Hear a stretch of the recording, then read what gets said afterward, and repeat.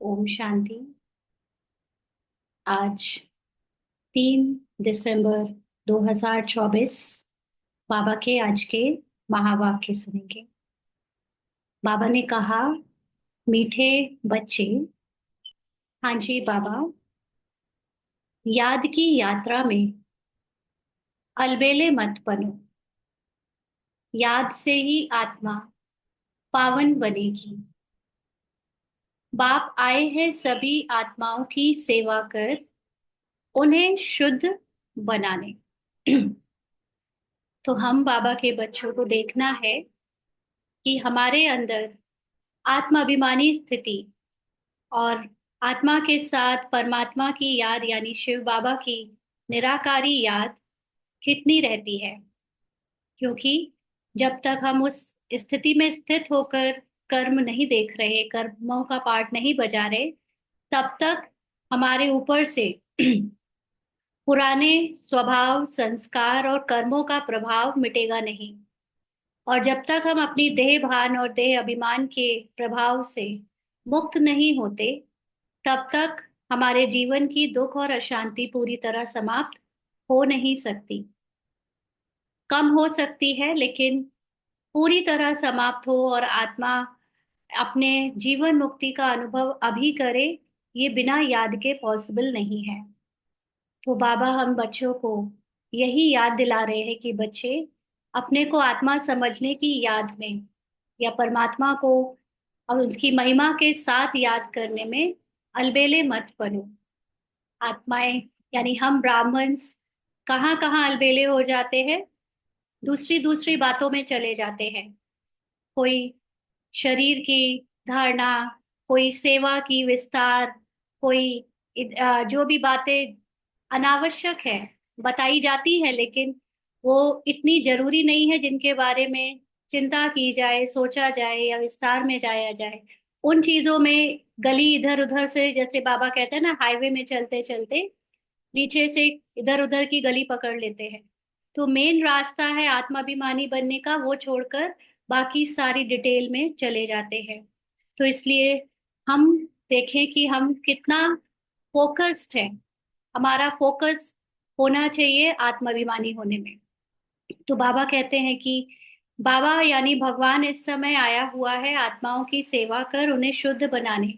अभी तक जितने भी धर्म स्थापक आए, वो सब थोड़ा थोड़ा टेम्परली अपनी कोई भी शक्ति से, ज्ञान से या कोई भी रिद्धि सिद्धि से आत्माओं के यानी पार्टधारियों का कुछ दुख तो कम कर सकते थे, जिनकी वजह से कुछ कुछ दुख थमता रहा। लेकिन जब तक पूरी तरह कोई शुद्ध ना बने, यानी आत्मा अपने ड्रामा के तमो प्रधान और रजो प्रभाव से मुक्त ना हो, जब तक माया मन पूरी तरह से समाप्त ना हो, तब तक जीवन मुक्ति यानी कि आत्मा पावन नहीं बन सकती, शुद्ध नहीं हो सकती। तो इसलिए बाबा हमको, एक बाबा ही है जो ये चीज बनने के लिए, सिखाने के लिए आता है। प्रश्न है, कौन सी स्मृति बनी रहे तो खान पान शुद्ध हो जाएगा। बहुत सारे बच्चों को जो नए नए आए होंगे या हो गया होगा, जिन्हें कुछ समय ज्ञान में चलते हुए जो खान पान की शुद्धि की धारणा को अभी तक एक चैलेंज समझ रहे हैं। हाँ, अभी तक शुरू नहीं हुआ है उनका खान पान को लेकर शुद्धि का नियम धारण करने में। तो बाबा ने आज उनकी मदद करने के लिए उन्हें या बताया है कि कौन सी स्मृति बनी रहे तो खान पान शुद्ध हो जाएगा। या जो लोग कभी कभी चलते चलते धारणाओं में चलते तो है, लेकिन कभी कभी उनकी जो इच्छा है, कोई बाहरी खाने की, भोजन के प्रति आकर्षण कभी कभी अगर हो जाता हो, तो वो भी अशुद्ध भोजन के कारण नियम से कभी कभी शायद ऑफ ट्रैक हो जाते होंगे। तो बाबा ने हमें स्मृति दिलाई कि अगर बाबा ने कहा यदि याद रहे कि हम बाबा के पास आए हैं सचखंड के, सचखंड में जाने के लिए, वह मनुष्य से देवता बनने के लिए, तो खान पान शुद्ध हो जाएगा। क्योंकि देवताएं कभी अशुद्ध चीज नहीं खाते। जब हम सत्य बाबा के पास आए हैं सचखंड पावन दुनिया का मालिक बनने, तो पतित यानी अशुद्ध बन नहीं सकते। तो अगर ये हमें निश्चय है और नशा है, यानी याद रहता है कि हम आत्मा हैं, और सचखंड यानी एक ऐसी दुनिया में जहाँ सभी बहुत रॉयल होते हैं, देवता रूप में सबके पास सब कुछ भरपूर होता है, और उस संसार में कोई भी अशुद्ध, कोई भी जो भी खान पान में अशुद्ध, यानी कि नॉनवेज तो है ही, लेकिन प्याज लहसुन या तामसिक भोजन, यहाँ तक कि राजसिक भोजन भी वहां नहीं खाया जाता। तो बाबा हमें याद दिला रहा है कि अगर तुम्हें ये याद रहे तो तुम्हें भी यहाँ पर वो खाने का मन ना करे। हाँ, तो आसानी से वो भोजन की धारणा हो जाए। मन करता है क्यों? क्योंकि हमको लगता है ये जो वैरायटी यहाँ मिल रही है, जो चीजें यहाँ मिल रही है, वो कभी और खाने को नहीं मिलेंगी, और इसमें बहुत स्वाद है। तो इसलिए जब आत्मा को ये याद रहे कि हम सतयुग में ऐसी दुनिया में जीकर आए हैं जहाँ पर इससे कई गुना ज्यादा हमको बेहतरीन चीजें मिली हैं, और उस दुनिया में वापस जाने के लिए हमको यहाँ की ये अशुद्ध चीजों को छोड़ना पड़ेगा, तो शायद हिम्मत भी आ जाए, इच्छा भी हो जाए, और मन भी कंट्रोल हो जाए। तो इसलिए बाबा हमें ये स्मृति दिलाते हैं अशुद्ध भोजन छुड़वाने के लिए। ओम शांति। रूहानी बाप रूहानी बच्चों से पूछते हैं, बच्चे तुम जब यहाँ बैठते हो तो किसको याद करते हो? हम्म। बाबा का जब ज्ञान सुनने के लिए छात्रक पक्षी बनकर रोज सुबह सुबह आते हैं, तो किसकी याद आती है? साथ साथ किसको याद करते हो? बाबा पूछ रहे हैं। तो बाबा ने जवाब दिया, अपने बेहद के बाप को। शिव बाबा को ही याद करते हैं ना। वह कहाँ है? उनको पुकारा जाता है ना, हे पतित पावन, क्योंकि वो हाईएस्ट कॉन्शियसनेस है, वो परम आत्मा है, यानी अपनी परम स्थिति में स्थित है। इसीलिए उनको हम उनकी पुकार, या सॉरी, हम उनकी आवाज या उनका ज्ञान उनकी स्थिति में स्थित होकर नहीं अभी सुन सकते। तो हम उनको बुलाते कि आप आओ और देह में आकर हमको हमारी भाषा में ज्ञान सुनाओ। हम्म। तो बाबा कहते हैं आजकल हमारी भाषा मतलब ये मन की भाषा, ये जो शरीर को समझ आती है, मन को समझ आती है, उस भाषा में। बाबा कहते हैं आजकल सन्यासी भी कहते रहते हैं, पतित पावन सीताराम, अर्थात पतितों को पावन बनाने वाले राम आओ। पहले सन्यासी लोग किसी भी देवता को नहीं मानते थे, वो डायरेक्ट ब्रह्म में ही योग लगाते थे, ब्रह्म से। अब भी तो सन्यासी वगैरह मंदिरों में जाने लगे हैं, मंदिरों की पहल वो जो करने लगे हैं, जैसे राम मंदिर के लिए कितने सन्यासी खड़े हो गए ना, तो वो लोग भी बुलाते रहते हैं पतित पावन आओ। तो बाबा ने कहा यह तो बच्चे समझते हैं, पावन दुनिया सतयुग को, पतित दुनिया कलयुग को कहा जाता है। अभी तुम कहाँ बैठे हो? कलयुग के अंत में। इसलिए पुकारते हैं बाबा, आकर हमको पावन बनाओ। हम कौन हैं? हम यानी कौन? आत्मा। आत्मा को ही पवित्र बनना है। आत्मा अपवित्र कैसे हो गई? आत्मा का जो मन है, उसके अंदर जो मन फैकल्टी है, वो अपवित्र हो गया। उसके अंदर मन द्वापर युग से द्वैत में चला गया। उसने अपनी अलग आइडेंटिटी बनाकर फॉल्स ईगो क्रिएट कर लिया। इसलिए जो दाग मन में लगा, उसके कारण आत्मा को भी कहा गया कि आत्मा दागित हो गई, यानी आत्मा अपवित्र बन गई। बट आत्मा तो बहुत बहुत वास्ट है ना। आत्मा ओरिजिनली जो है, जैसी है वैसी ही है, अपरिवर्तनशील है, लेकिन उसका मन चेंज होता है। तो आत्मा पवित्र बनती है तो शरीर भी पवित्र मिलता है। आत्मा पूरी तरह पवित्र बने माना उसका मन पवित्र बन जाएगा। जब कंप्लीटली सोल कॉन्शियस हो जाएगा तो शरीर भी पवित्र बन जाएगा। आत्मा के पतित बनने से शरीर भी पतित मिलता है, यानी आत्मा के अंदर जो मन है वो पतित हुआ तो शरीर भी वैसा बनता जाता है। यह शरीर तो मिट्टी का पुतला है, आत्मा तो अविनाशी है। आत्मा इन ऑर्गन्स के द्वारा कहती है, पुकारती है, हम बहुत पतित बन गए हैं, हमको आकर पावन बनाओ। तो ड्रामा अनुसार आत्मा द्वापर युग से ड्रामा जो भी कहानी थी उसको फॉलो करने के कारण उसका मन धीरे धीरे पतित बनता गया, लेकिन वो पतित पने से दुखी होकर अब मन खुद कहता है कि अब हमको ऐसे नहीं रहना, हमको वापस पावन बनाओ, हमारी सुख शांति की दुनिया में ले चलो। तो बाप आते हैं, पावन बनाते हैं। पांच विकारों रूपी रावण पतित बनाते हैं। जो पांच विकार शुरू होते हैं वो कहाँ से? कर अपनी देह भान से। स्मृति में जैसे ही हमको शरीर दिखना शुरू हो जाता है, तो ये पांच कर्मेंद्रियों के द्वारा पांच विकारों की शुरुआत हो जाती है। बाप ने अभी स्मृति दिलाई है, हम पावन थे, फिर ऐसे 84 जन्म लेते लेते अभी अंतिम जन्म में है। यह जो मनुष्य सृष्टि रूपी झाड़ है, बाप कहते हैं मैं इनका बीज रूप हूँ। मुझे बुलाते हैं, हे परमपिता परमात्मा, ओ गॉड फादर, लिबरेट मी। तो हम लोग स्थूल दुनिया में अपने को स्थूल शरीर समझते थे, तो हमको लिबरेटर का मतलब या लिबरेट करने होने का मतलब नहीं पता था। हमको लगता था कि कुछ ऐसा होगा जिससे हमारे दुख छूट जाएंगे, शरीर के रोल के ही। लेकिन बाबा लिबरेटर है निराकारी रूप में, और आत्मा को लिबरेट करने का मतलब है कि आत्मा को उसके शरीर के भान से निकालना। तो इसलिए बाबा, कैसे निकाला जाए इस शरीर के भान से? बाबा इस ज्ञान का बीज है। यानी इस पूरा मनुष्य की जो सृष्टि आज इतनी विस्तार में दिख रही है, अनेक मठ पंथ धर्म आदि सब करोड़ों में जो पहुंच गए हैं, उन सब की पूरी डिटेल जानने वाला, एक एक बात को जानने वाला बीज, मनुष्य आत्माओं का बीज है शिव बाबा। और वो ज्ञान का सागर जब आता है, तो उस बीच में जो नॉलेज भरी है कि हम कैसे दुखी हुए, उसी नॉलेज से वो हमें लिबरेट करता है। माना हमें बताता है कि हमारे दुख अशांति का कारण है खुद को शरीर समझना, और शरीर की दुनिया में ड्रामा से किरदार से पहचान बनाना। तो बाबा कहते हैं हर एक अपने लिए कहते हैं, मुझे छुड़ाओ भी और पंडा बनकर शांति धाम घर में ले चलो। एक तो मुझे रोल में मुक्ति दिलाओ, सुख से दुख से, दुख और अशांति से, साथ साथ अभी ये रोल में भी बहुत थक गए हैं पार्ट प्ले करते करते, तो हमें हमारी शांति धाम, मानी हमारी जो हाईएस्ट कॉन्शियसनेस परम शांति की अवस्था है उसमें स्थित करो, यानी घर ले चलो। सन्यासी आदि भी कहते हैं स्थायी शांति कैसे मिले?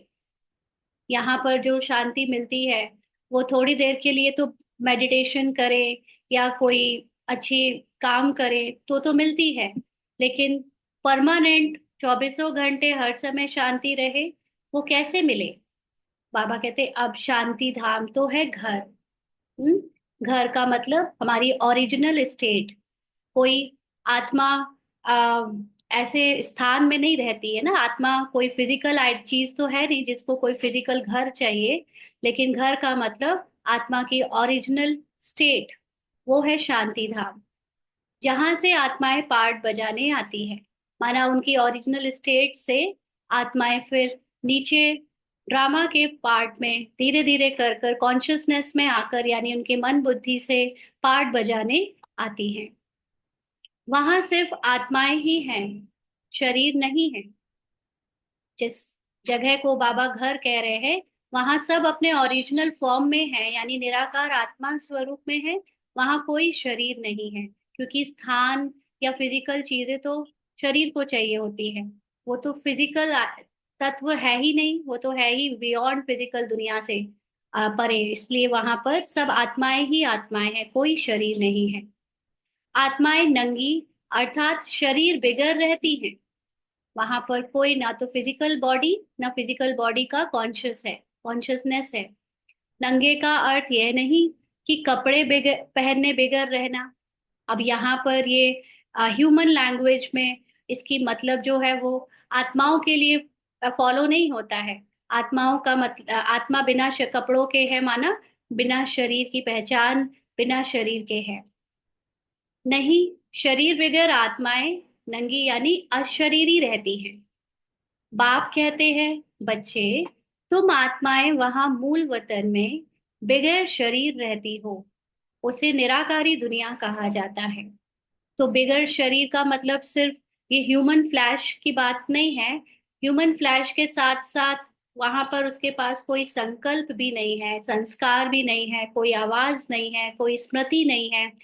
बिल्कुल बियॉन्ड फिजिकल वर्ल्ड में जो कुछ मिला है हमको, उससे बिल्कुल बियॉन्ड जाकर वो अपनी निराकारी यानी एकदम साइलेंस की दुनिया में एकदम साइलेंट है।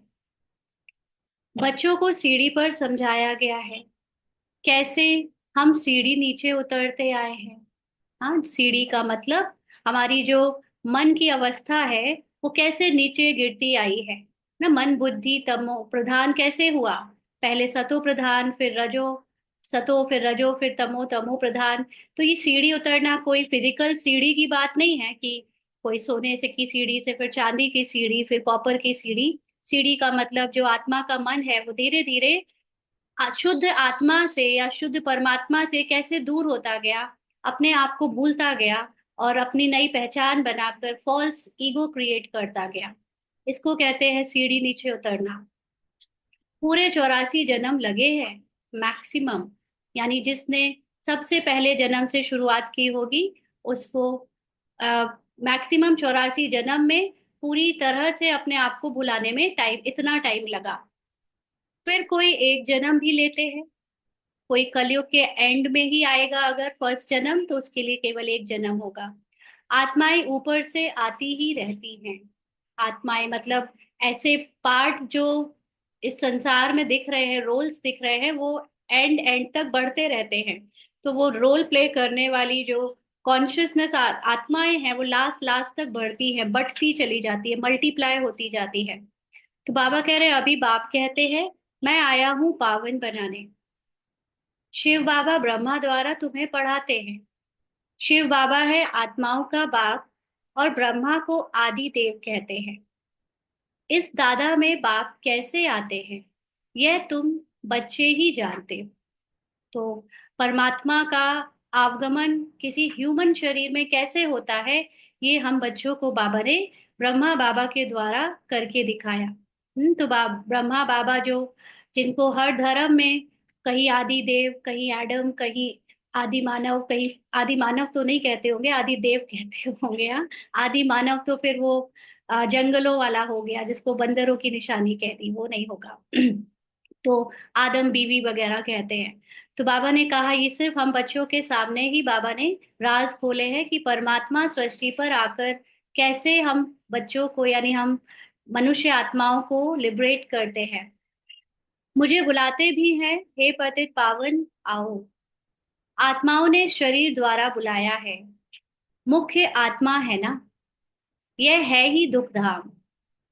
यहाँ कलयुग में देखो, बैठे बैठे अचानक मृत्यु हो जाती है। वहां ऐसे कोई बीमार ही नहीं होते। हाँ, मृत्यु कब होती है, जब जन्म होता है। और जन्म और मृत्यु दोनों ही बातें शरीर के भान में होती है। जब अपने को शरीर ही नहीं समझेंगे तो ना जन्म ना मृत्यु। इसीलिए सतयुग में जन्म मृत्यु जैसी बातें नहीं होती।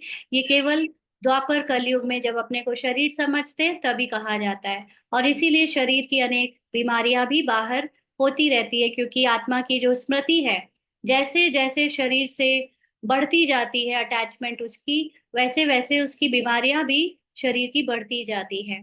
उसका मन जितना दूषित होता जाता है उतना ज्यादा शरीर की बीमारी बढ़ती जाती है। नाम ही है स्वर्ग। बाबा कहते हैं कितना अच्छा नाम है। स्वर्ग माना सु प्लस वर्ग। वर्ग माना जो श्रेणी, यानी हम सभी अभी जो आपस में इकट्ठे संगठित रूप में देखे जाए तो हम कौन से वर्ग में होंगे सतयुग में, सुवर्ग माना सबसे हाईएस्ट क्वालिटी के ह्यूमन बीइंग होंगे। तो बाबा कहते हैं कहने से दिल खुश हो जाता है। क्रिश्चियन भी कहते हैं क्राइस्ट से 3000 वर्ष पहले पैराडाइज था। यहाँ भारतवासियों को तो कुछ भी पता नहीं है, क्योंकि उन्होंने सुख बहुत देखा है तो दुख भी बहुत देख रहे हैं। जब अति दुख होता है तो वहां ज्ञान सुनने सुनाने का किसी का मन नहीं करता है ना। तो भारतवासियों से ज्यादा जो विदेशी हैं वो लोग रिलीजियस होते हैं, माना वो लोग रेगुलरली, सभी का नहीं कहेंगे बट भारतवासियों से ज्यादा वो अपने धर्मों को प्रॉपरली मानते हैं। भारतवासियों को अंधश्रद्धा रहती है, मंदिर भी जाएंगे, कर्म कांड भी करेंगे, लड़ाई अपने मंदिर और अपने रिलीजन के लिए सब कुछ करेंगे, लेकिन ज्ञान नहीं लेंगे, जानेंगे नहीं कि कहाँ से हम आए, कौन है परमात्मा, कौन है ना। क्योंकि भारतवासी जो पहले बहुत सुखी थे, इस समय बहुत दुखी हैं। तो बाबा कहते हैं तमो प्रधान बने हैं, और तमो प्रधान बुद्धि में परमात्मा की या जो सत्य की बातें हैं वो सब जा नहीं सकती। इसीलिए बाबा हम बच्चों को जब अपना बनाता है तो शुरू में तो पहले धरनी तैयार करता है। किसी किसी बच्चे की बुद्धि अच्छी होती है तो वो परमात्मा को पहचान लेता है, लेकिन असल में परमात्मा जो जैसा है उसको पहचानने में ब्राह्मण्स को भी बहुत टाइम लगेगा, लगता है या लगेगा। क्योंकि हमारी बुद्धि जैसे जैसे तमो प्रधान से तमो, तमो से रजो, रजो तक आएगी, उसके बाद एक्चुअली में समझ आना शुरू होगा कि परमात्मा कैसा है। क्योंकि अभी जैसा बाबा ने बताया है उसमें उसको बाबा ने हमारी बुद्धि के अकॉर्डिंग बताया है, जितना हम समझ सकते हैं। लेकिन जो गहरी बातें हैं बाबा के सत्य स्वरूप की, वो उस स्वरूप में टिक कर ही पता चल सकती है। तो बाबा कहते हैं कि अभी भारतवासी तमो प्रधान बने हैं, 84 जन्म भी इन्हों के हैं। किसके? भारत में रहने वालों के। तो बाबा कहते हैं आधा कल्प बाद फिर और धर्म वाले आते हैं। अभी तुम समझते हो आधा कल्प देवी देवताएं थे, तो और कोई धर्म नहीं था। सतयुग त्रेता में जब सोल कॉन्शियसनेस थी, तब कोई और धर्म की जरूरत ही नहीं थी, क्योंकि एक ही धर्म था, आत्मा का धर्म, जिसको कहते हैं आदि सनातन देवी देवता धर्म। फिर त्रेता में जब राम हुआ तो भी इस्लामी और बौद्धि नहीं थे ना। त्रेता में महाराजा से फिर राजा राम हो गए, और लेकिन धर्म तब भी दूसरे नहीं आए थे। जरूर स्टेट बट गए थे, लेकिन फिर भी जो आत्मा की कॉन्शियसनेस थी वो वहां तक भी मौजूद थी। बाबा कहते मनुष्य तो बिल्कुल घोर अंधेरे में है। कह देते दुनिया की आयु लाखों वर्ष है, इसलिए मनुष्य मूंझते हैं कि कलयुग अर्जुन छोटा बच्चा है। तुम अभी समझते हो कलयुग पूरा हो, अभी सतयुग आएगा, इसलिए तुम आए हो बाप से स्वर्ग का वर्षा लेने। अभी कल परसों बाबा कुछ इसको दिखा रहा था ऐसे ही इंटरनेट पे, आप लोगों ने भी शायद कभी सुना होगा कि जैसे कहते हैं कि ब्रह्मा के 100 वर्ष। हाँ, तो ब्रह्मा के 100 वर्ष में कहते हैं कि ब्रह्मा का एक वर्ष is equal to 1000 years of human. ऐसे करके कुछ कैलकुलेशन है, एग्जैक्टली exactly शायद मैं ना बता पा रही हूँ ठीक, लेकिन ऐसी कुछ मनुष्य की धरती पर कई हजार साल is equal to 1 year of Brahma. तो अगर हम उस हिसाब से देखें तो जो मनुष्यों ने शास्त्र बनाए हैं, मनुष्यों ने जो वेद शास्त्रों में एज लिखी है, वो इस धरती की लिखी है। और उसी धरती की एज को अगर आप उसको ब्रह्मा की आयु, ब्रह्मा के अकॉर्डिंग जो टाइम चलता है उसमें कन्वर्ट करेंगे, तो शायद वो भी गलत नहीं हो। क्योंकि ऐसे कहते हैं, हाँ, one Brahma's 1 year is equal to 5000 year of humans. ऐसे ही कुछ एग्जैक्टली ये है, या आसपास ऐसी ही कुछ है। तो इसीलिए शायद शास्त्रों में हर युग को ह्यूमन के रूप में, अब सतयुग त्रेता तो जो टाइम होता है वो सोल कॉन्शियसनेस का होता है। तो सोल कॉन्शियसनेस का टाइम पीरियड बहुत स्लोली चलता है।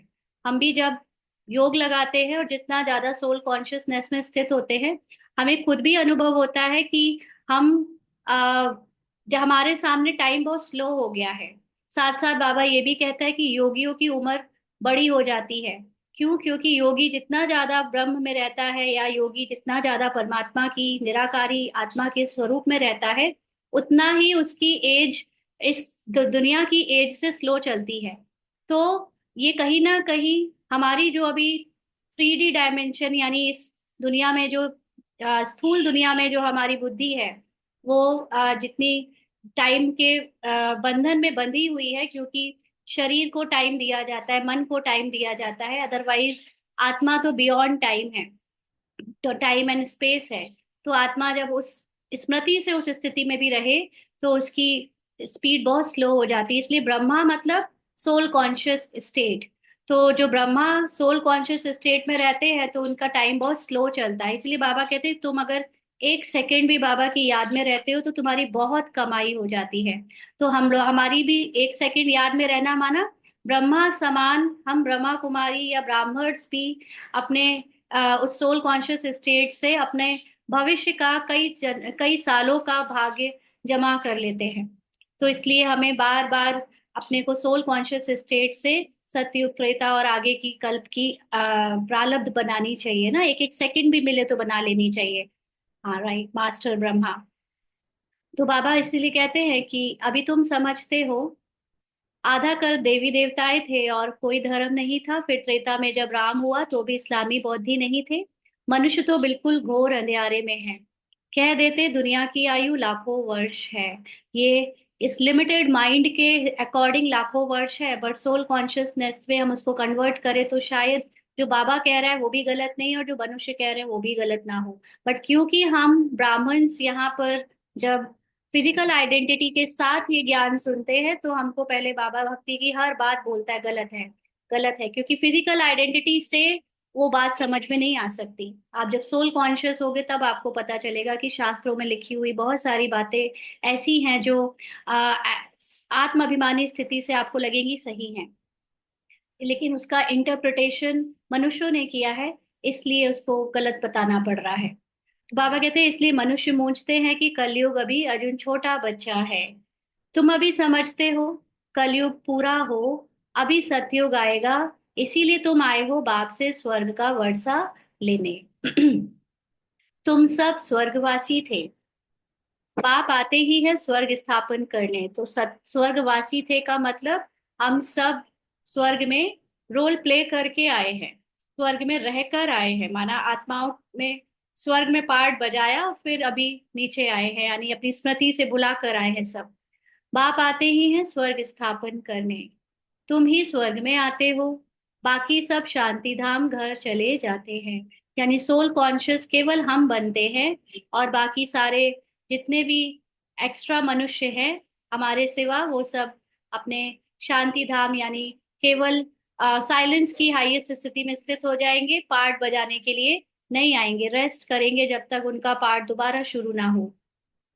बाबा कहते वह है स्वीट होम, आत्माएं वहां निवास करती हैं। उसको स्वीट होम क्यों कहते हैं? क्योंकि वहां पर आत्मा जो है अपने संपूर्ण स्थिति में स्थित रहती है। और यहाँ पर जब आत्मा शरीर छोड़ती है, जिसको हम कहते हैं एक से दूसरे शरीर में जाना, तब वो सूक्ष्म शरीर के साथ जाती है। और सूक्ष्म शरीर में संकल्प और रेस्ट इन पीस, ठीक है, वो पीस तो है ही, लेकिन यहाँ पर स्वीट पीस है। हाँ, तो बाबा कहते जो हम लोग अभी शरीर छोड़ते हैं जो 63 जन्म में, वो सोल कॉन्शियसनेस नहीं होती है, संकल्पों के साथ, इच्छाओं के साथ, संस्कारों के साथ, कर्मों के हिसाब किताब के साथ शरीर छोड़ते हैं।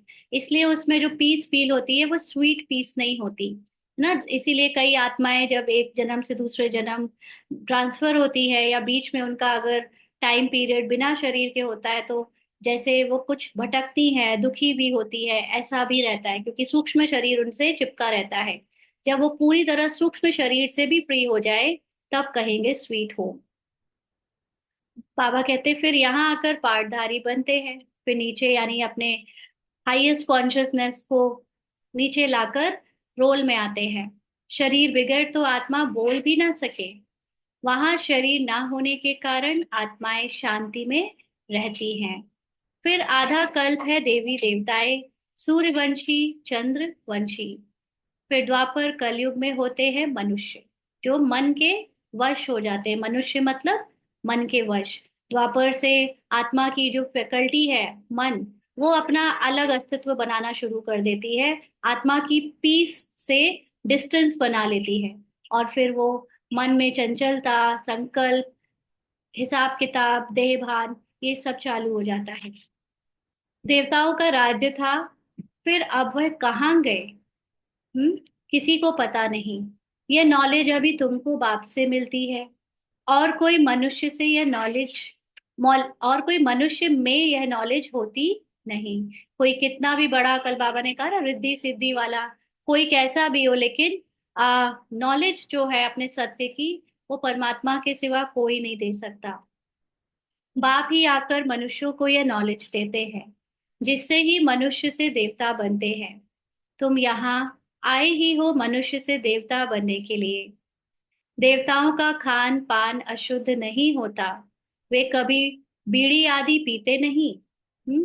बाबा जनरली दुनिया वाले ब्रह्मा कुमारी को भी जस्ट एक सत्संग या जस्ट एक आश्रम या जस्ट एक स्पिरिचुअल ऑर्गेनाइजेशन समझते हैं, जैसे और जगह पर होता है गुरु वगैरह जहाँ होते हैं। तो वो लोग समझते हैं कि बाहर तो कोई खाने पीने को मना नहीं करता, बाहर तो कोई शुद्धता पवित्रता की बात नहीं करता, आपके यहाँ पर सब कुछ क्यों रोकते हैं? क्यों? क्योंकि हमारे यहाँ पर कोई सिर्फ अपने जीवन को सुख शांति से भरने नहीं आ रहा है, यहाँ सभी अपने को इस पुरानी दुनिया के जीवन से छुड़ाकर नई दुनिया यानी देवी देवता बनाने आता है। तो इसलिए हमारे बाबा के यज्ञ में हर चीज की शुद्धि का बहुत महत्व रखा जाता है, क्योंकि पहले हम ऊपर से कम जब तक आत्माभिमानी स्थिति में स्थित नहीं हो रहे हैं, तब तक एटलीस्ट हम ऊपर से अपने कैरेक्टर को जितना अपनी काबिलियत से, अपनी शक्ति से ठीक कर सकते हैं कर लें।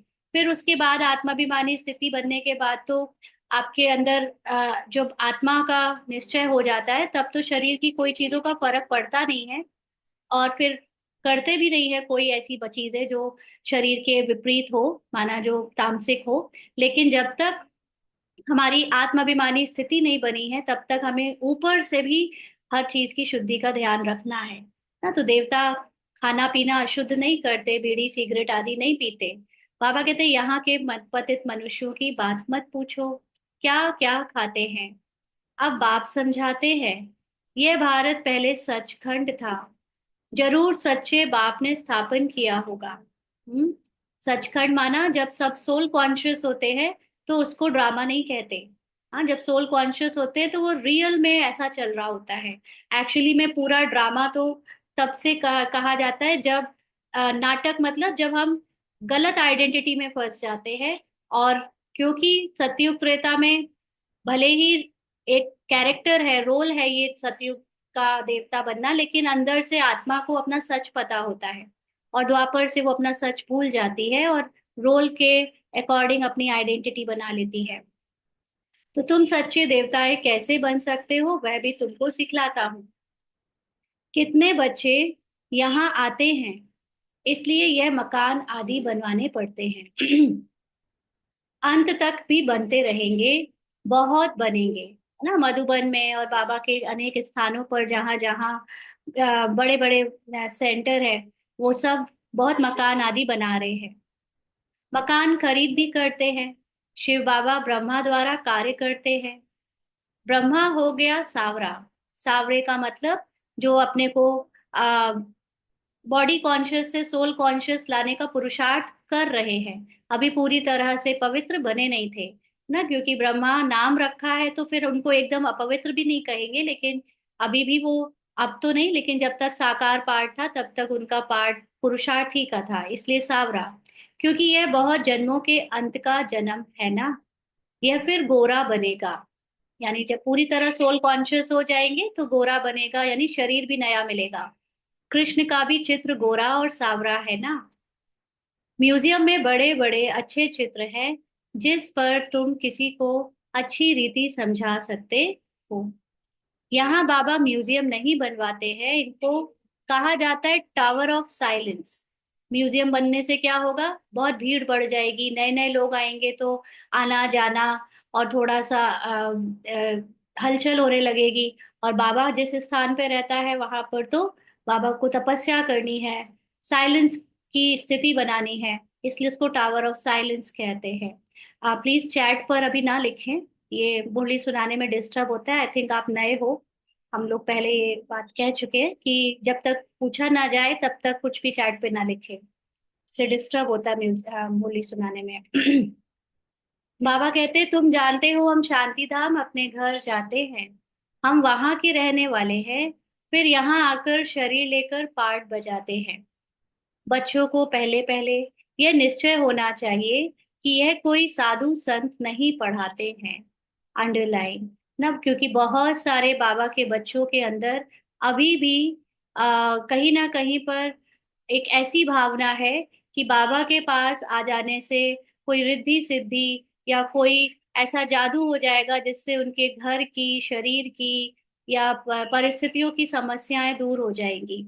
तो ये कोई साधु संत वाली जगह नहीं है जहां पर आप कोई ऐसा जादू या टोटका हो जाएगा तो आपकी जीवन अच्छी हो जाएगी। यहाँ पर पढ़ाई पढ़ाई जाती है, बच्चों को स्वावलंबी बनाया जाता है। माना बच्चों के अंदर उनके सत्यता का ज्ञान भरकर उनको सत्य में टिकाकर उन्हें ही इतना पावरफुल बना दिया जाता है कि वो किसी भी परिस्थिति या किसी भी शरीर की, चाहे वो रिश्तों की, चाहे वो साधनों की, चाहे वो ड्रामा की, कोई भी परेशानी हो उसको वो खुद अपनी शक्ति से फेस करके उस पर विजय प्राप्त कर ले। तो बहुत सारे बच्चे यानी यहाँ पर जो आते हैं वो कभी कभी अपने अंदर ऐसी धारणा रखते हैं कि हमारी प्रॉब्लम तो सॉल्व, शुरू में तो बहुत अच्छा अच्छा बाबा से एक्सपीरियंस होता है, लेकिन धीरे धीरे जब पुरुषार्थ आगे बढ़ता है तो माया फिर अच्छे से पटकना शुरू कर देती है, बड़ी बड़ी परिस्थितियां आना शुरू हो जाती है, तो कईयों को डाउट होने लगता है कि ये क्या हो रहा है। तो वो ये नहीं समझते कि बाकी के सत्संगों में रिद्धि सिद्धि से आपकी कोई प्रॉब्लम थोड़ी बहुत लोग सॉल्व कर देते हैं, तो लोग वहां पर साधु और सन्यासियों के फॉलोवर बन जाते हैं और फिर उनके लिए अपनी ड्रामा की परेशानियों को सॉल्व करने में बहुत खुश हो जाते हैं। लेकिन यहाँ तो बाबा हमको ड्रामा से बाहर ही निकालने आया है, बाबा तो हमको पूरी तरह हमारे सत्य में टिकाने आया है। तो ये साधु संत वाली जगह नहीं है। ये रिद्धि सिद्धि और आपके टेम्पररी परिवार की या समस्याएं जो दूसरी है वो सॉल्व हो जाएंगी, ऐसा हमेशा नहीं चलेगा। कुछ दिन तक चला होगा, चलता, अभी नए आ रहे हैं तो चलेगा, लेकिन एक्चुअली हमें बाबा पावरफुल बनाकर जाएगा। तो हम खुद भगवान समान बनकर सारी प्रॉब्लम्स को दूर कर पाए ऐसा बनाकर जाता है, तब उसको भगवान कहते हैं। अदरवाइज साधु सन्यासी वाला काम करना होता तो भगवान फिर यहाँ नहीं आता। तो बाबा कहते हैं यह दादा यानी लेखराज बाबा, दादा जो थे वो बाबा ब्रह्मा बाबा है, तो सिंध का रहने वाला था, परंतु इसमें जो प्रवेश करके बोलते हैं वह है ज्ञान का सागर। हम्म। हम लोगों ने कुछ दिन पहले समझा था, लेकिन इसको समझने वाले कुछ लोग डाउट में आ जाते हैं कि क्या मतलब है। आत्मा माना, परमात्मा माना ज्ञान का सागर। तो ये जो इस स्थिति में स्थित होगा वो समझेगा ज्ञान का सागर माना क्या। हम्म। उनको कोई जानते ही नहीं, कहते ही है गॉड फादर। अब आत्माओं का फादर कोई शरीर वाला तो होगा नहीं, परंतु कह देते कि उनका नाम रूप है ही नहीं, फिर निराकार है, उनका कोई आकार नहीं है, फिर कह देते वह सर्वव्यापी है। दिखता नहीं, समझ नहीं आता तो फिर क्या कह देते कि वो कण कण में है। अरे परमात्मा कहाँ है? हम्म।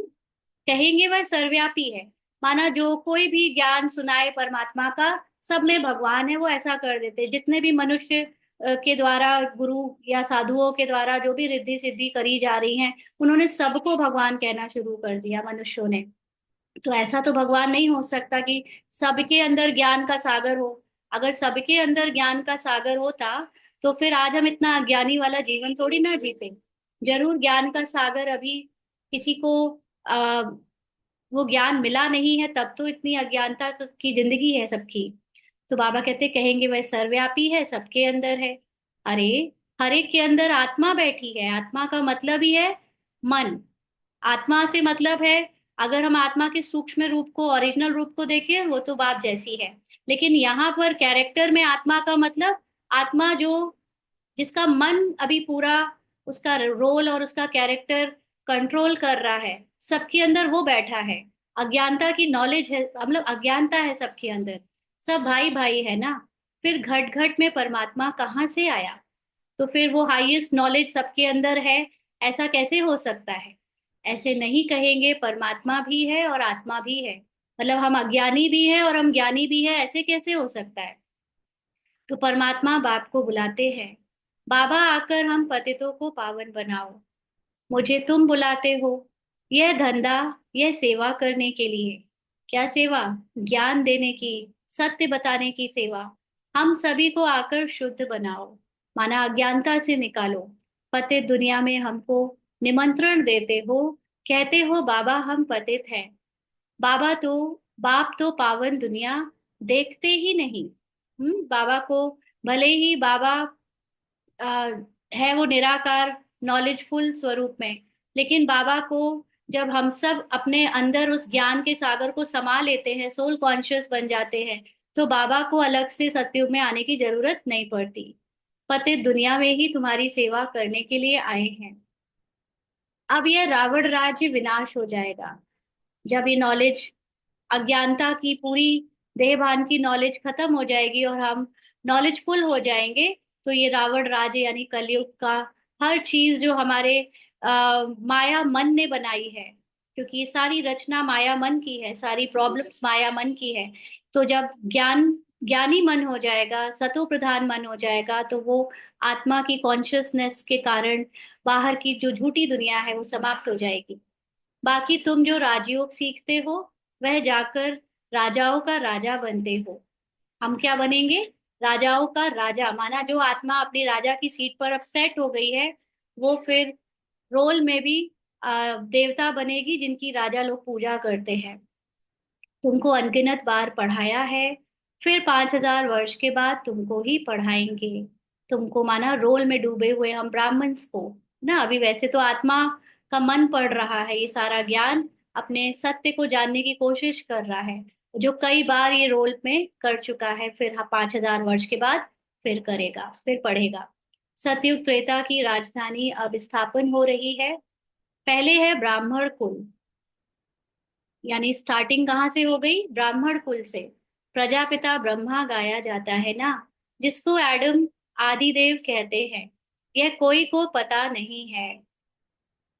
बहुत है जो यहाँ आकर सुनकर फिर माया के वश हो जाते हैं।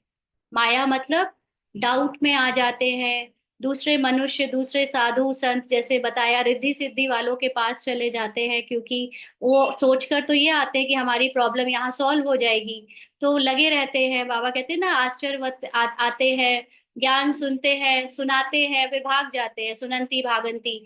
तो बहुत सारे लोग यहाँ बहुत दिनों तक सेवा भी करेंगे, ज्ञान भी सुनाएंगे, सहयोगी भी बनेंगे, सब कुछ करेंगे, लेकिन इस एक आस के साथ कि मेरी पर्सनल प्रॉब्लम, जिस प्रॉब्लम के कारण वो ज्ञान में आए थे, वो सॉल्व हो जाए, सॉल्व हो जाए। लेकिन जब वो, उनको दिखता है कि वो पर्सनल प्रॉब्लम सॉल्व हो नहीं रही, तो फिर कहीं और रिद्धि सिद्धि वालों के पास चले जाकर वो ये भूल जाते हैं कि हम यहाँ जो आत्माभिमानी स्थिति बनाने के लिए आए थे, उससे ही सॉल्यूशन होना था।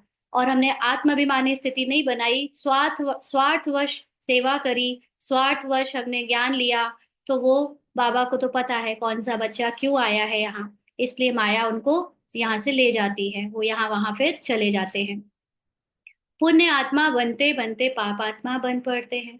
हाँ, वापस शरीर के लोग, शरीर की दुनिया और शरीर अभिमानी देह भान के बीच में चले जाते हैं। माया बड़ी जबरदस्त है, सबको पाप आत्मा बना देती है, यानी उनके मन में फिर जो झूठी बातें हैं वो उसको सच मानकर जीने लगते हैं। यहाँ कोई भी पवित्र आत्मा, पुण्य आत्मा है नहीं, माना पूरी तरह कोई सोल कॉन्शियस यहाँ है नहीं। पवित्र आत्माएं देवी देवता ही थे। जब सभी पतित बन जाते हैं तब बाप को बुलाते हैं। अभी 1 मिनट के लिए सभी अशरीरी होकर बाबा को याद करेंगे।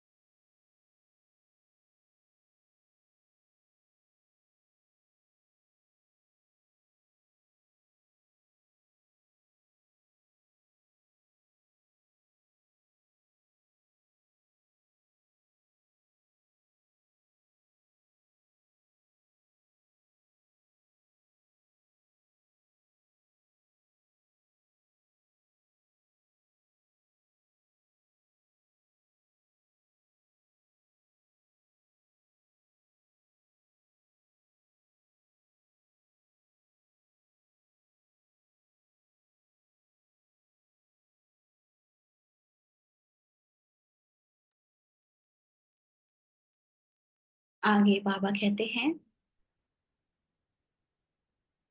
पवित्र आत्माएं देवी देवताएं ही थे। जब सभी पतित बन जाते हैं तब बाप को बुलाते हैं। अभी यह है रावण राज्य, पतित दुनिया। इनको कहा जाता है कांटों का जंगल, क्योंकि हर एक दूसरे को शरीर के कारण, शरीर के भान के कारण दुख दे रहा है। खुद ही को दुख दे रहा है, दूसरों को क्या दुख देगा, है ना। इसीलिए इसको कांटों का जंगल कहते हैं। सतयुग को कहा जाता है गार्डन ऑफ फ्लावर्स। सभी सोल कॉन्शियस होते हैं, इसलिए सुखी होते हैं। मुगल गार्डन में कितने फर्स्ट क्लास अच्छे अच्छे फूल होते हैं। अक के भी फूल मिलेंगे, परंतु इसका अर्थ कोई भी समझते नहीं है। शिव के ऊपर अक क्यों चढ़ाते हैं? अक माने कांटेदार जहरीला फूल। क्यों चढ़ाते हैं किसी को नहीं पता, बाबा के बच्चों को तो पता है ना। तो यह भी बाप बैठ समझाते हैं। मैं जब पढ़ाता हूँ तो उनमें कोई फर्स्ट क्लास मोतिये, कोई रतन ज्योत, फिर कोई अक के भी है। यानी बाबा के बच्चों में ही कोई बहुत अच्छे से सोल कॉन्शियस होने का अभ्यास करने वाले बच्चे, जो अपने सत्य में ही इंटरेस्टेड है पूरी तरह, ड्रामा की बातों से न्यारे होकर पुरुषार्थ कर रहे हैं। कोई कोई मीडियम है, और कोई तो बिल्कुल देह भान में ही रहकर ज्ञान लेते हैं और सेवा वगैरह करते हैं। बाबा के हर तरह के बच्चे हैं। बाबा कहते नंबरवार तो है ना। तो इसको कहा ही जाता है दुख धाम, मृत्यु लोक। सतयुग है अमर लोक। यह बातें कोई शास्त्रों में नहीं है। सत्युग को अमर लोग क्यों कहते हैं? क्योंकि वहां सब आत्मा की स्मृति में जीते हैं, और आत्मा है ही अमर। तो शास्त्र तो इस दादा ने पढ़े हैं, बाप तो शास्त्र नहीं पढ़ाएंगे। ब्रह्मा बाबा अपने अज्ञानी जीवन में शास्त्र पढ़ते थे, बाकी शिव बाबा क्या शास्त्र पढ़ेंगे? वो तो शास्त्रों के भी बाप है ना। तो बाप तो खुद सद्गति दाता है करके गीता को रेफर करते हैं। बाबा मुरलियों में बाबा की जो ज्ञान है वो बहुत सबसे ज्यादा जो मैच करता है वो है गीता से। तो बाबा कहते हैं सर्व शास्त्रमयी शिरोमणि गीता भगवान ने गाई है, परंतु भगवान किसको कहा जाता है यह भारतवासियों को पता नहीं। बाप कहते हैं मैं निष्काम सेवा करता हूँ, तुमको विश्व का मालिक बनाता हूँ, मैं नहीं बनता हूँ। हाँ, काम निष्काम सेवा बाबा क्यों कर पाता है? क्योंकि जो कामनाएं हैं बाबा, हम बच्चों के अंदर अगर कामनाएं हैं तो किस कारण से है? क्योंकि हम बच्चों में देह भान है। हम बच्चों के अंदर जो स्मृति है वो मन की स्मृति होने के कारण हमको हर चीज में स्वार्थ या कोई रिटर्न चाहिए होता है। जबकि बाबा तो शरीर से उपराम है। तो जब शरीर ही नहीं, तो शरीर से जुड़ा हुआ मन नहीं, मन नहीं तो कोई कामना और इच्छा ही नहीं। इसलिए बाबा निष्काम सेवा करता है। तुमको विश्व का मालिक बनाता हूँ, मैं नहीं बनता हूँ। स्वर्ग में तुम मुझे याद नहीं करते हो। दुख में सिमरण सब करे, सुख में करे ना कोई। इनको दुख और सुख का खेल कहा जाता है। स्वर्ग में और कोई दूसरा धर्म नहीं होता ही नहीं। वह सभी आते ही हैं बाद में, क्योंकि जब डुअलिटी आती है, द्वैत आता है, शरीर की दुनिया से हम अपने आत्मा के सत्य को अलग कर लेते हैं, तब जाकर दूसरे धर्मों का जन्म होता है। तुम जानते हो अभी इस पुरानी दुनिया का विनाश हो जाएगा। नेचुरल कैलेमिटीज, तूफान आएंगे जोर से, सब खत्म हो जाएंगे। तो पुरानी दुनिया का बाहर विनाश हो जाएगा, हम उसकी बात नहीं कर रहे। बाहर वाला विनाश तो सबको पता है। हमारे अंदर जो पुरानी स्मृति है, जो हम अभी तक अपने को देह समझ रहे थे, उस झूठे मन की पहचानों का विनाश हो जाएगा। तो वो होगा नेचुरल कैलेमिटीज, तूफान के रूप में। माना हमारे ही अंदर अब त्रेसठ जन्म का जितना भी कचरा है, स्मृतियां है, देह भान है, संस्कार है, संकल्प है, सब निकलने के लिए अटैक करेंगे, और धीरे धीरे करके सब खत्म हो जाएगा। तो बाहर से जैसे ही पुरानी दुनिया खत्म होगी, सॉरी, अंदर से जैसे ही पुरानी दुनिया खत्म होगी, बाहर की दुनिया भी बदल जाएगी। हाँ, सब कुछ हमारे कॉन्शियसनेस पर डिपेंड करता है। तो बाप अभी आकर बेसमझदार से समझदार बनाते हैं। सारी खेल किस चीज की है? समझ की। बाप ने कितना धन माल दिया था, सब कहाँ गया? बाबा ने एक्चुअली हमको सोल कॉन्शियसनेस दी थी, सोल कॉन्शियसनेस स्टेट में हमको लाया था। बाकी धन माल और प्रकृति तो सब अपने आप उसकी वजह से मिल गई थी ना। तो अभी कितने इंसॉल्वेंट बन गए हैं, माना इम्प्योर बन गए हैं, कितनी सारी लेयर चढ़ी है हमारी सत्य के ऊपर। तो भारत जो सोने की चिड़िया थी वह अब क्या बन पड़ा है। अब फिर पतित पावन बाप आए हुए हैं, राजयोग सिखला रहे हैं। वह है हठ योग और ये है राजयोग। राजयोग का मतलब ही होता है ज्ञान का योग, बुद्धि का योग। यहाँ पर हमको शरीर को एक पैर पे खड़ा करना या शरीर की कोई भी चीज से अपने आप को दुख देना, या बाहर से जो व्रत जप तप करते थे भक्ति में वो करने की भी जरूरत नहीं। यहाँ तो सिर्फ एक चीज याद रखनी है, ज्ञान से अपने सत्य को जानते जाना है और उस ज्ञान से योग लगाते जाना है, और उसी से हमारा राजयोग हमें मिल जाता है, माना हम आत्मा राजा अपनी सीट पर सेट हो जाते हैं। यह राजयोग दोनों के लिए है। वह हठयोग सिर्फ पुरुष ही सीखते हैं। है यहाँ पे स्त्री पुरुष के शरीर में आत्माएं जो भी हैं सबको सीखना है, क्योंकि सभी आत्माएं हैं। और हठ योग तो देह भान का योग है, उसको सिर्फ पुरुष इसलिए कर पाते हैं क्योंकि देह भान के साथ उनको घर बार छोड़ने की परमिशन है, लेकिन स्त्रियों के लिए ना तो देह भान से वो सेफ है और ना ही उनको समाज अलाउ करता है। तो अब बाप कहते हैं पुरुषार्थ करो, विश्व का मालिक बनकर दिखाओ। घर गृहस्थी में रहते हुए तो कर ही सकते सब। तो बाबा कहते हैं अब विश्व का मालिक बनकर दिखाओ, माना पूरे विश्व को छोड़कर दिखाओ। विश्व का मालिक बनेंगे कैसे? बुद्धि से पूरे विश्व को भुलाकर। जब हम उसको भुला देंगे तभी उसके मालिक बन सकते हैं। अब इस पुरानी दुनिया का विनाश तो होना ही है, बाकी थोड़ा समय है। यह लड़ाई अंतिम लड़ाई है। अब हम सबके अंदर धीरे धीरे जो स्टेजेस थी पुरुषार्थ की, उसमें बाहर की धारणा, फिजिकल चीजों की डिटैचमेंट, पुरानी दुनिया से अपने आप को हमने फिजिकली दूर किया। लेकिन अब अंतिम लड़ाई है यहाँ पे। यहाँ पर हमें जो संकल्प और संस्कार जो हमारे ही अंदर अब विरोधाभास में आ गए हैं, माना अब माया तेज हो गई है हमारे अंदर, क्योंकि एक एक सेकंड में पता नहीं चलता कि कब माया आ जाती है और हम अपने सत्य को भूल जाते हैं। तो ये अंतिम लड़ाई। अभी तक तो बाहर जो लड़ाइयाँ हुई हैं वो कभी धर्म के नाम पर, कभी राज्य के नाम पर, बट ये लड़ाई तो हमारे अंदर की है। ये लड़ाई शुरू होगी तो रुक नहीं सकती। एक बार माया को चैलेंज किया, फिर रुकेगी नहीं जब तक माया पूरी खत्म ना हो जाए तब तक। तो ये लड़ाई शुरू ही तब होगी जब तुम कर्मातीत अवस्था को पाएंगे, अंडरलाइन, और स्वर्ग में जाने के लायक बन जाएंगे। तो ये लड़ाई माना ये बाहर की लड़ाई। अब ये जो बाहर की लड़ाई जो दिखने में हम वेट कर रहे हैं कि पहले लड़ाई शुरू हो जाए फिर हम योग तपस्या करें, नहीं। वो लड़ाई क्यों दिखाई जाएगी लास्ट में हमारे कर्मातीत होने के बाद? क्योंकि कर्मातीत होने का मतलब होता है हमारी पुरानी रोल की आइडेंटिटी पूरी तरह से समाप्त जब हो जाएगी और हमारी सोल कॉन्शियस स्थिति पूरी बन जाएगी, तो उस कॉन्शियसनेस के साथ हमारी बाहर का बैकग्राउंड चेंज हो जाएगा। एक्चुअली में इसको अगर आप ऐसे समझो तो एक मूवी जो कि एक थिएटर पे चल रही है, उसका एंड आया है, क्लाइमेक्स आया है। और क्लाइमेक्स में किसी मूवी को एंड करने के पहले बहुत उथल पुथल करते हैं, उसका तोड़ा फोड़ी करते हैं। तो वो मूवी बाहर से ऐसे दिखेगी कि बहुत कुछ हो रहा है, लेकिन अगर मैं आत्मा अपनी आत्मिक स्थिति में स्थित हूँ तो मुझे फिजिकल किसी भी चीज का कोई फर्क पड़ेगा ही नहीं। रत्ती भर डर नहीं लगेगा किसी के मरने या कोई भी खबर सुनकर कोई प्रभाव नहीं पड़ेगा हमें, क्योंकि हमें पता है कि हम बाहर बैठे हुए ऑडियंस हैं और सारी कहानी फिल्म में चल रही है।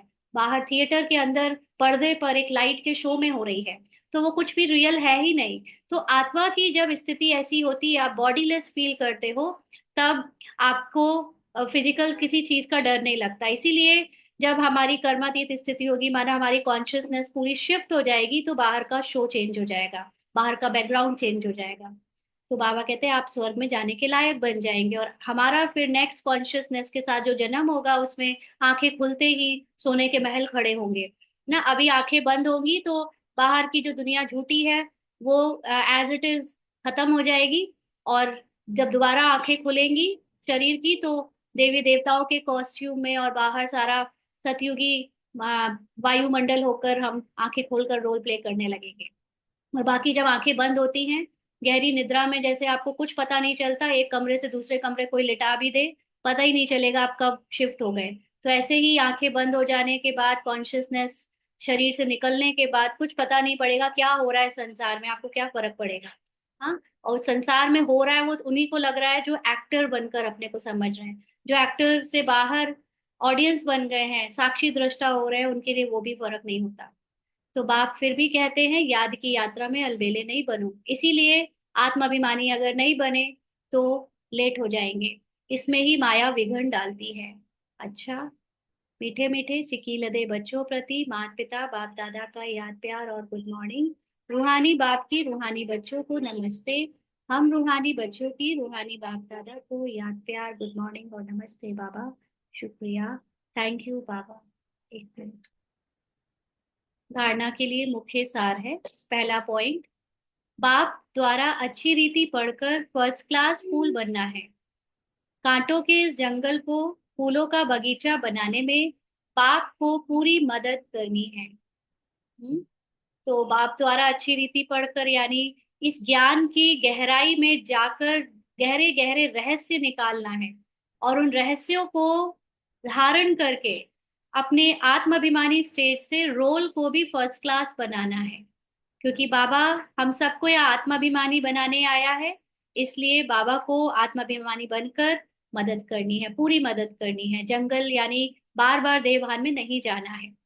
कर्मातीत अवस्था को प्राप्त करने व स्वर्ग में ऊंच पद का अधिकार प्राप्त करने के लिए याद की यात्रा में तत्पर रहना है, अलबेला नहीं बनना है। तो हमें अपनी पूरी तरह स्मृति में हमारी सतो प्रधान स्थिति बन जाए और रोल का पूरा भान मिट जाए, ऐसी 100% सोल कॉन्शियस स्थिति बन जाने की अवस्था को बाबा की याद से जल्दी जल्दी बनाना है। लेट नहीं करना है, अलबेला नहीं बनना है, क्योंकि जो फिक्स नंबर ऑफ आत्माएं हैं, अगर वो बन गई तो फिर हमारे लेट हो जाने से हमें उन चीजों का सामना करना पड़ेगा जो बॉडी कॉन्शियसनेस में होने के कारण हमें दुख अशांति देंगी और पश्चाताप की आग में जलाएंगी। इसलिए हम जल्दी से अपनी रेस को आगे बढ़ाएं। वरदान है अपने मस्तक पर सदा बाप की दुआओं का हाथ अनुभव करने वाले मास्टर विघ्न विनाशक भव। अपने मस्तक पर सदा बाप की दुआओं का हाथ अनुभव करने वाले मास्टर विघ्न विनाशक भव। तो बाबा ने समझाया कि गणेश को विघ्न विनाशक कहते हैं। विघ्न विनाशक वही बनते जिनमें सर्व शक्तियां हैं, यानी जो अपनी हाईएस्ट सोल कॉन्शियस स्थिति में स्थित है, उसको पता है कि मेरे अंदर सर्व शक्तियां है ही। और ऐसी स्मृति, ऐसा नशा, ऐसा कॉन्फिडेंस, वो ना सिर्फ अपने विघ्नों को माना अपने अंदर की माया को समाप्त करता है, बल्कि दूसरों की माया को भी समाप्त करता है। तो उसको कहते हैं गणेश। सर्व शक्तियों को समय प्रमाण कार्य में लगाओ तो विघ्न ठहर नहीं सकता। तो ऐसा नहीं है कि हमें सर्व शक्तियां चूज करनी है कि कौन सी शक्ति लगाएं कौन सी छोड़े, लेकिन हम अपने हाईएस्ट कॉन्शियसनेस में टिक जाते हैं तो ऑटोमेटिकली जहां पर जो शक्ति यूज होनी होती है वो अपने आप होती है। तो कोई भी विघ्न यानी माया ठहर नहीं सकती, माना बॉडी कॉन्शियसनेस की कोई बात फिर इंटरफेयर नहीं कर सकती हमारी अचल अडोल अवस्था में। कितने भी रूप से माया आए, लेकिन आप नॉलेजफुल बनो। नॉलेजफुल आत्मा कभी माया से हार खा नहीं सकती। तो सारा खेल है यहाँ नॉलेज का। अगर हमें नॉलेज टाइम पर याद आ जाए तो हमें माया जो बार बार देह भान में लाकर कभी डाउट में ले आती है। ब्राह्मणों में सबसे ज्यादा प्रॉब्लम माया की किस चीज में आती है? जो ज्ञानी बच्चे हैं, डाउट के रूप में। डाउट, और कल किसी बहन ने फोन करके कहा बेचैनी, हाँ, कि बहुत बेचैनी हो रही है। ये बेचैनी क्या है? ये माया है। जब भी हमको किसी ज्ञान को समझने में क्लैरिटी नहीं मिलती है तो हम बेचैन से हो जाते हैं। क्या है? ये है कि वो है? ये माया है ना? तो हमें हमेशा, आजकल बाबा पूरे दिसंबर में हमको संतुष्ट मणि होने का अभ्यास करने के लिए बाबा ने हमको प्रैक्टिस दी है। तो हमें उस स्वमान में टिकना है कि मुझे जो जितना पता चला है वो सत्य है, उससे संतुष्ट रहना है। फिर जैसे जैसे जो जो बातें पता चलती जाएंगी उससे अपने आप ड्रामा पुरुषार्थ कराता जाएगा। लेकिन ये जो बेचैनी होती है, जिस जो हमारे अंदर डाउट होता है, उसके कारण हम अपने आत्मा में स्थित नहीं रह पाते। अपने आत्मा में स्थित रहने का मतलब अपनी साइलेंस को अनुभव नहीं कर पाते, अपनी उस पीसफुल रेस्टफुल स्टेज को अनुभव नहीं कर पाते। तो ये बहुत बड़ी माया है ना। इसलिए नॉलेजफुल बनो, और अपने अंदर के जो रेस्टलेसनेस है उससे, या और भी अनेक डर या दूसरी दूसरी बातों के रूप में जो माया है, उससे हार नहीं खाओ। जब मस्तक पर बाप दादा की दुआओं का हाथ है, तो विजय का तिलक लगा हुआ है। मस्तक पर मतलब जब आपकी अंदर बाप दादा का ज्ञान भर रहा है, ये है बाप दादा की दुआएं, तो वो ज्ञान आपको विजय का तिलक दिलाकर ही रहेगा, क्योंकि आपकी सोल कॉन्शियस स्टेट है ही विजय, विजय होना ना, यही तो हाईएस्ट स्थिति है। तो जब बाबा का ज्ञान हमारे अंदर परिवर्तन ला रहा है, तो फिर हम जीते पड़े हैं, है ना, डाउट नहीं आना चाहिए। परमात्मा हाथ और साथ विघ्न विनाशक बना देता है। यानी बाबा के ऊपर पूरा विश्वास, और साथ साथ अपने अंदर जो आत्मा की स्थिति है उस पर स्थित होने से हम कंप्लीटली माया को जीत लेते हैं, विघ्न विनाशक बन जाते हैं।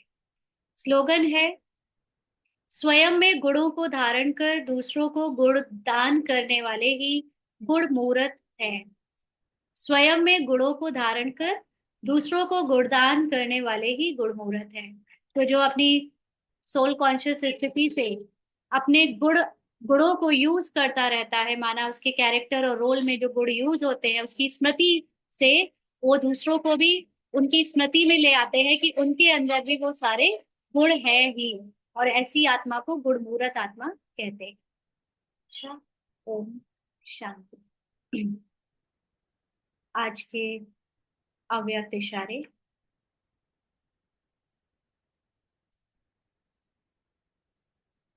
3 तारीख के, बाप दादा बच्चों को निरंतर सच्चे सेवाधारी बनने के लिए कहते हैं, लेकिन अगर नाम सेवा हो और स्वयं भी डिस्टर्ब हो, दूसरों को भी डिस्टर्ब करें, ऐसी सेवा ना करना अच्छा है। क्योंकि सेवा का विशेष गुण है संतुष्टता। जहां संतुष्टता नहीं, चाहे स्वयं से चाहे संपर्क वालों से, वह सेवा ना स्वयं को फल की प्राप्ति कराएगी, ना दूसरों को। इससे स्वयं अपने को पहले संतुष्ट मणि बनाए, फिर सेवा में आओ तो अच्छा है। नहीं तो सूक्ष्म बोझ चढ़ता है, और वह बोझ उड़ती कला में विघ्न रूप बन जाता है। तो अगर रोल में कोई सेवा करने में बार बार हमारी स्थिति डिस्टर्ब हो रही है और दूसरों को भी डिस्टर्ब कर रही है, तो इससे अच्छा वो सेवा ना करें। क्योंकि सेवा करने का मकसद है हमारी सोल कॉन्शियस स्थिति बढ़ना, और सोल कॉन्शियस स्थिति का बढ़ने का मतलब है अंदर संतुष्टता फील होना। तो अगर संतुष्टता फील नहीं हो रही है, इससे अच्छा वो सेवा छोड़ दे। लेकिन जब हम सूक्ष्म रूप में देखते हैं, तो हम हमारी सेवा से उन्नति भी हो सकती है। कैसे? जैसे अगर कोई सेवा में आपको डिससेटिस्फैक्शन हो रहा है, तो जो सूक्ष्म पुरुषार्थी है वो तुरंत चेकिंग कर लेगा कि ये dissatisfaction is not my true nature. ये जो डिस्टर्ब होना, ये जो बार बार में अंदर स्थिति खराब होना, ये मेरा ट्रू नेचर नहीं है। मेरा ट्रू नेचर तो मेरी संतुष्टता है। अगर वो इतना सूक्ष्म पुरुषार्थी है, तो वो ऑटोमेटिकली उस समय अपनी सत्य की ओरिजिनल स्टेट में, संतुष्ट मणि की आत्माभिमानी स्टेट में स्थित हो जाएगा। तो बाहर से उसका स्वरूप भी चेंज हो जाएगा, और उससे जो लोग उसके साथ सेवा में हैं, उनकी स्थिति भी ऊंची हो जाएगी। तो ये दोनों ही तरह से लिया जा सकता है। जो फिजिकल कॉन्शियसनेस से सेवा करते हैं, वो ऐसी सेवा ना ही करे जिससे दूसरे में और खुद में आत्माभिमानी स्थिति नहीं बन पा रही। और सूक्ष्म रूप वालों के लिए तो और भी सेवा करे, क्योंकि वो अपने उस पेपर से पास होकर अपनी संतुष्ट मणि के स्वमान में टिककर ऐसी माया को परख कर हरा देते हैं। तो यहाँ पर अगर जो लोग सेवा से डिस्टर्ब हो रहे हैं, वो अपने ऊपर सूक्ष्म बोझ इस बात का चढ़ा रहे हैं कि वो सोल कॉन्शियस नहीं बन पा रहे हैं। उस सेवा के विस्तार के कारण या व्यर्थ के संकल्प के कारण वो अपनी आत्माभिमानी स्थिति का अनुभव नहीं कर पा रहे हैं। तो ऐसी बोझ उनकी उड़ती कला में यानी सोल कॉन्शियस स्टेज में विघ्न बन जाता है। अच्छा। ओम शांति। आज पॉइंट नहीं सुनेंगे, अगर किसी को पूछना है तो बस एक दो लोग पूछें, क्योंकि मुझे आज कुछ काम है।